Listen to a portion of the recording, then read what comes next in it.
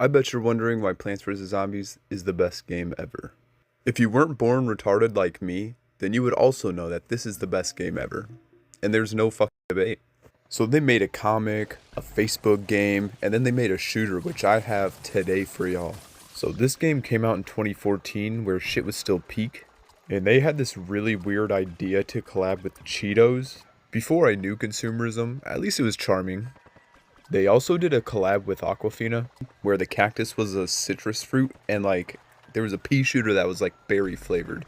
Not that I'm gonna eat him or anything, but it's not as good as the Chester Healing Station, like, you gotta see it for yourself. But while we're on the topic of Chester the Cheetah, do you guys think he's a stoner? Or just like a really charming kind of guy that just likes some Cheetos every once in a while, you know? Like, here's an example. You see this guy at a bar, he's like all cool talking to chicks. Don't mind he's a cheater or anything. He's always talking about Cheetos. Like, and he's always eating them. Dangerously cheesy. Like, this guy even has a fucking voice line like a fucking video game. You know, have you even considered that he might not even be a stoner? You know, he might be like a crack addict. Like, why is this guy in a kid's game when he literally craves this shit? You know, it's kind of like his heroin. No, I don't hate Chester at all. But you have to wonder, like, does he wake up at, like, a baseline until he sees Cheetos? Or does he eat the Cheetos and then chill out because he got his fix? Like, I know you guys are probably telling me, like, he's not even fucking crazy. But I know he's chill, but I also brought up a stoner, remember? Like, sure, he's not gonna start convulsing and rolling on the floor because he didn't get his Cocoa Puffs like the cuckoo cocoa bird or whatever. I don't even know if he has a name. But, I mean, dude literally, like, studies this shit like a science. And, like, they did this thing where they made Chester the Cheetah really old. So, now is he just an old man? Like, is this a chip for old people now? Because you're not gonna see me with some fucking butterscotch Cheetos, man. Like, is he really old forever? Like, was it the skating injuries, dude? Like, what? Going back on the crackhead energy stuff, like, how you guys probably think he's a stoner, right? Because that's what I think too. But, like, it could all be a really big cover, because we never seen him after an advertiser shooting. Like, he probably walks off stage with his Cheeto prop, and he probably butt chugs all of that Cheeto puff oil down his urethra. That's not a butt chug. And yes, that's a big assumption, because I am on stoner Chester side. But, I mean, we don't know. I mean, do you know? Have you talked to Chester the Cheetah?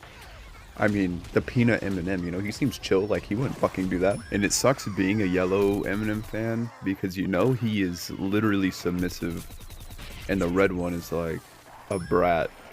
And you know, I never really liked the red one, because he just doesn't play his part very well compared to the yellow M&M, you know. And before you call me biased, I want to see the red M&M pick up a full-time job anywhere except the M&M factory, because I'm sure this guy would fucking like get arrested for assault charges. But you know who's not getting assault charges?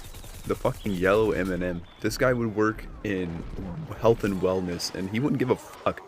I could personally see this guy working in a soup kitchen, and I wouldn't even ask a second question, like, what other M&M is doing that? Not the orange one, he's probably in an alley high on drugs. The red one's in jail, the green one's working as a stripper. But I could see the blue M&M maybe being the next prodigy of the M&Ms, because he's basically just reskinned yellow. Maybe he's a little more professional, less of a wimp, but that just means he has no personality. Like, nobody's eating the blue ones. Do you even remember what M&M flavor that is? Like, what is it? Almond? Which I've had before, and I like a little more than peanut. But they like, you get twice as much in a peanut M&M bag than an almond M&M bag. So what's the point of buying the almond one? Because they're a little longer, and there's like more chocolate. But at least I'm not one of the people who are like, dude, you have to try peanut butter M&Ms. They're better than peanut, and it's just the best I've tried. So go kill yourself. Whoa, dude. Go hang yourself. Oh, go fuck your dog. Go fuck your mom. Go fuck your sister. Go fuck your goldfish. I don't give a fuck. So if you want to have a take that bad, go sit with the people who enjoy Hershey Kisses and regular Hershey's, because I'm not dealing with that bullshit. And if you, God, bro, it just pisses me off, man. Crunch bars? One time I worked in a pharmacy and their favorite fucking candy bar was Crunch bars. Or was it? It was like the Crackle bars. I don't know, man. That was like, it's like the Hershey's one, but how the fuck do people eat the rice? Like the rice cracker chocolate? Like, it's just a waste of space. It's like putting ice in your coffee, I guess. You know, it's just like, don't you want more coffee in there instead of like crunchy bullshit? Like, imagine if I dropped a coffee creamer with like honeycomb in it. Like, why the fuck would you want that waxy bullshit? Well, okay, it doesn't even make any sense because it's not even similar to rice crackers, but you guys glaze that shit so hard. Like, even Mr. Beast, like, thought of it. Like, he was like, oh, let's make a cracker pastry. Fuck that fucking shit. I'm not fucking talking about Crunch bars again. Let's move on to fucking Heath bars. You know, the real chocolate bar. Even though it's not, like, actually chocolate. It's like, I'm pretty sure it's 95% toffee, but whoever the fuck made that, they need to get on their shit and take away just like Crunch bars. Like, I'm tripping over my words every time I think about a Crunch bar because I know their shit. I know their shit, and people keep fighting. They're like, oh, but it's actually, I kind of like it, which is fine if your opinion wasn't wrong. Like, it would be better if you walked into a drug mart and you, okay, well, I'm at a gas station because why are you walking in a drug mart for candy? But anyways, I would rather have you walk in a gas station and pick up a Mr. Good bar, because those things, man, I'd take 4 of those home. Those are good. Or like a Reese's Fast Break or Reese's Pieces. Dude, okay, listen, this is fucking ball knowledge, but corn nuts, you know, you gotta get some corn nuts. Those are crunchy as fuck. Don't hate on those. And I know I just hated on one of the biggest chocolate bars ever, the Crunch bars. Y'all can shut up and sit in the corner. I'm not fighting you. Because Zagnuts, where are you? Butterfingers, Zagnut, both of those are better than like a Crunch bar because those two have flavor. They're like a wafer crunchy, and I don't know, man. Crunch bars just suck. They just suck, and I don't know why people would rather eat those instead of hell, even a Hershey's Nugget, because those nuggets are better than the fucking Crunch bar. But I guess the preferences changes person to person because I like dark chocolate and some people die for like white chocolate, which I'm gonna hate on now because there is no time to waste and I need to jump on this opportunity because that shit has no chocolate in it. It's just cocoa butter. It's like cocoa butter and sugar. Don't ask me what that is because it's not chocolate, because chocolate is cacao, right? Right, because I've eaten like the pod before. Like, it's like this weird big hunk of shit, and then you crack it open and it has like these slimy white balls, paws. But like, at least I can discern what's chocolate and what's not chocolate, because I talk to some people and they're like trying to justify white chocolate being chocolate. Like, it's not chocolate. Like, the shit in the slimy white balls, it's like it looks like instant coffee. Like, you get the instant coffee and it's like soft and you and you eat it, it's really bitter, but it's not sweet. Like, that's the chocolate. Like, it still tastes like chocolate, but I don't know, man. Why do people defend white chocolate like it's a chocolate? Because it's not chocolate.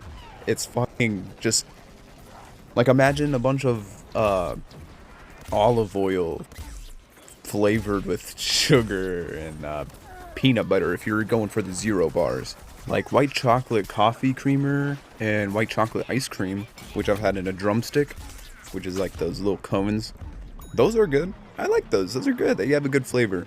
But like the chocolate bars, like, it's disgusting. You know, you chew it and it like, you chew it and then you chew it more, but it's not chocolate and it doesn't melt like chocolate, and it like stays in your mouth kind of like you're eating a candle. So you're just sitting there just eating it, just trying to think of what candle flavor you'd rather be eating than that one. But something that is more inedible that I've always wanted to eat, that's similar to like a candle, kind of, you guys tell me if this is similar, but lava. Like, I feel like lava is just, it looks so delicious. It's so bright and gooey, Like, I could get a spoonful of that. I would nervously look at it before eating it, but I mean, shit. I mean, it looks tasty. That kind of reminds me of that game show in Japan where they like make a room and there's random shit that's just made of candy and chocolate.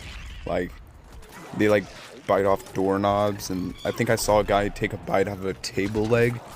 Like, how much would you personally pay for that room? You know, a room full of candy where you have to find the candy in the room, but only biting it. Like, it's like an escape room but with candy. But why would someone pay, like, say, 15 bucks to go in a room full of candy? Because you can just buy, like, 15 bucks worth of candy, right? Speaking of which, how do game shows even get money? Do they, like, pitch the idea to, like, a TV channel, and then they're like, alright, so we pull up a bottle of bleach on the stage, and then people guess the price. So you think they heard that, and they were like, yeah, damn, that's a great idea.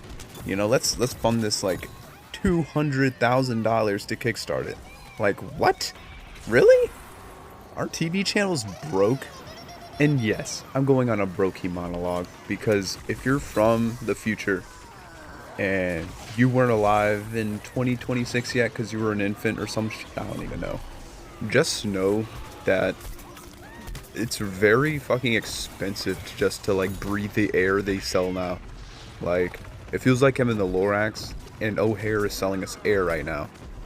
Cause our president is kind of going crazy. I'm not even political like that, but it's kind of hard not to notice when everything's fucking so expensive. Like, if anything gets this expensive again, I'm just hating the president. Like, no personal issues, man. Like, this is between me and you. Like, I want to buy shit, you know?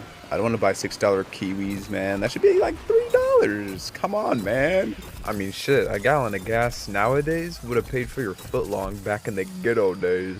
Speaking of footlongs in the good old days. Bet you got some experience there, huh? You got olives wrapped around a shaboing-a-boing, you feel me? That's the kind of predatory talk you'd hear from Jared Fogle himself. But like, would you talk dirty back, or you just like gonna take it, you know? You're just gonna stand there and let him talk to you like that? Stand up and be like, hey Jared, dude, that was not cool, man. That's not cool. I'm going to HR.